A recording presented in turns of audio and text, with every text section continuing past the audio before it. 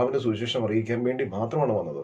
യഹൂദന്മാർ ലോകത്തിന്റെ പല ഭാഗങ്ങളിൽ ചിതറിപ്പാർത്തിരുന്ന ഒരു കാലഘട്ടം കൂടിയാണല്ലോ അന്നത്തേത്. അപ്പോ തോമാശ്ലീഹായ്ക്ക് ഇവിടെ വരാൻ 100% സാധ്യതകളുമുണ്ട്. അപ്പൊ അങ്ങനെ ഒരു വ്യാപാര ബന്ധം ഇന്ത്യയും ഭാരതവും റോമ സാമ്രാജ്യവും അല്ലെങ്കിൽ ശലോമോന്റെ കാലത്ത് കേരളവുമായിട്ടൊരു വ്യാപാര ബന്ധം ഇല്ലായിരുന്നുവെങ്കിൽ, അങ്ങനെ ഒരു തെളിവുകൾ കിട്ടിയില്ലായിരുന്നുവെങ്കിൽ നമുക്കിതൊരു പക്ഷേ അവിശ്വസനീയമായിട്ടോ അല്ലെങ്കിൽ കെട്ടുകഥയായിട്ട് തോന്നുന്നതാണ്. പക്ഷെ ഇത് അങ്ങനെയല്ല. അങ്ങനെ ഒരു റൂട്ട് അവിടെ എക്സിസ്റ്റ് ചെയ്തിരുന്നില്ലല്ലോ. ഒരുപക്ഷെ സിൽക്ക് റൂട്ടാകാം.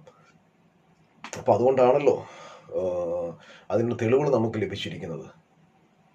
മാർത്തോമാ സഭയുടെ പരമാധ്യക്ഷനായിരുന്ന മോർ യൂഹാനൻ മാർത്തോമാ മെത്രാപ്പോലീത്ത അദ്ദേഹം എഴുതിയൊരു പുസ്തകത്തിൽ ഭാരതത്തിലെ ക്രൈസ്തവ സഭയും മാർത്തോമാ സഭയുടെ സംക്ഷിപ്ത ചരിത്രം എന്ന് പറയുന്ന പുസ്തകത്തിൽ അദ്ദേഹം പറയുന്നുണ്ട്, ഈ 9-ാം നൂറ്റാണ്ടില് ഈ ആൽഫ്രഡ് എന്ന് പറയുന്ന രാജാവ് ഇന്ത്യയിലെ മാർ തോമാസ് ലീഹായിക്കിന്റെ കബറിലേക്ക് നേർച്ച കാഴ്ചകൾ കൊടുത്തു വിട്ടതായിട്ട് പറയുന്നുണ്ട്.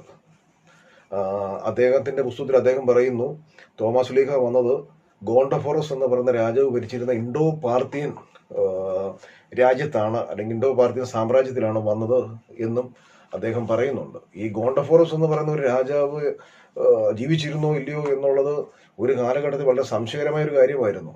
എന്നാൽ പഞ്ചാബിന്റെ പല സ്ഥലത്ത് നടത്തിയ ഖനനത്തിൽ കൂടി ഇങ്ങനെ ഒരു രാജാവ് ജീവിച്ചിരുന്നു എന്നതിന് വിശ്വാസയോഗ്യമായ തെളിവുകളും നമുക്ക് ലഭിച്ചിട്ടുണ്ട്.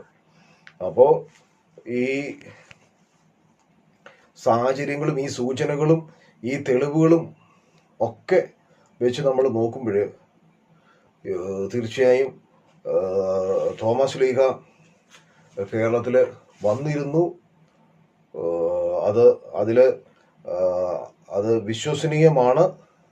അതിൽ സംശയിക്കത്തക്കതായ കാര്യങ്ങൾ ഒന്നുമില്ല എന്ന് തന്നെയാണ് നമ്മൾ മനസ്സിലാക്കുന്നത്. പിന്നെ ചിലർ പറയുമ്പോൾ ക്നായത്തോമനെ അവര് മാർത്തോമാ ശ്ലീഹായായിട്ട്